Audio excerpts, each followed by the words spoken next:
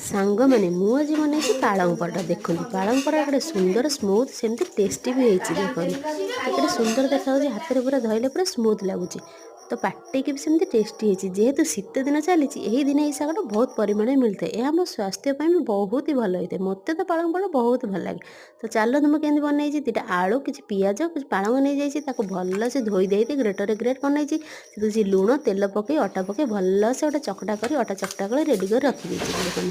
आम अटा चकड़ाटा कि सुंदर है किसी समय रेस्ट नेला गोल गोल कर गोला कर रुटी बेले बेले भल से बेली नेली देखो मुझे बेलुची आपण मैंने सेमती बेलिबे गोल गोल कर बेली नेली तावा बसई तेल पकई एपट सेपट भल से सेकी नेली तो देखो भल से होगला आम पालंग पराठा रेडी होगला तो छोट पिला बहुत उपकारी होते हैं आपण मैंने एमती बन आप पे दिंतु जय जगन्नाथ।